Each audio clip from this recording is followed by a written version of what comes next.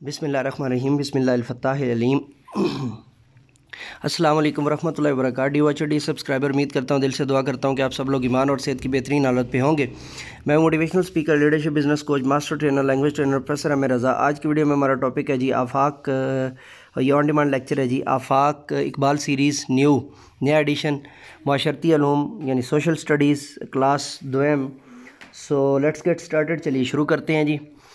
और जी,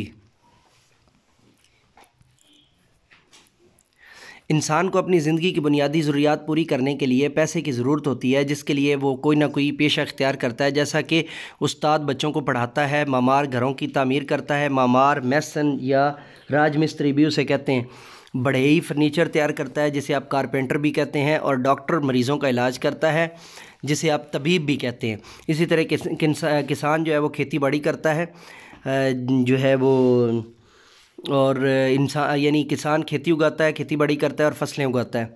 सोच कर बताएं, आपके ख़्याल में सबसे काबिल एहतराम पेशा कौन सा है?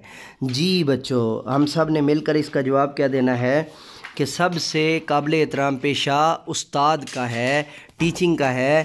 टीचर जो होता है वो सबसे जो है वो काबिल एहतराम होता है और उसका एहतराम सबको करना चाहिए। जैसा कि पूरी दुनिया पे सबसे ज़्यादा एहतराम टीचर का किया जाता है और टीचर की बात हमेशा मानी जाती है।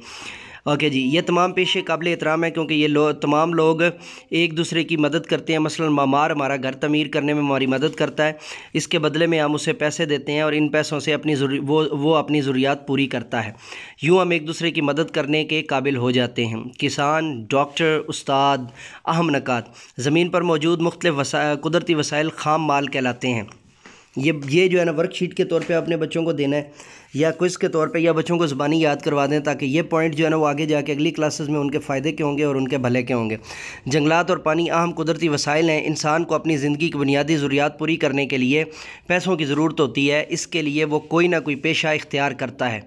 सफ़ा नंबर 32 जो है वो हमारा यहाँ पर मुकम्मल हो रहा है और मेन चीज़ इसके अंदर जो है ना वो यही थी जो आपको बता दी है कि अहम नकात जो हैं इनको आप जो है वो वर्कशीट बनाने का तरीका बड़ा सादा सा है। इसी की आप फ़ोटो कापी करवाएं, इसको काट के फिर एनलार्ज करके फ़ोटो कापी करवाएं और फिर जो है ना वो उस पेज के ऊपर और नीचे जो है ना वो स्कूल का लोगो या हेडर और फुटर लगाएं और आपकी वर्कशीट तैयार है और उसकी फ़ोटो कापीज़ करवा के आप बच्चों को दे दें।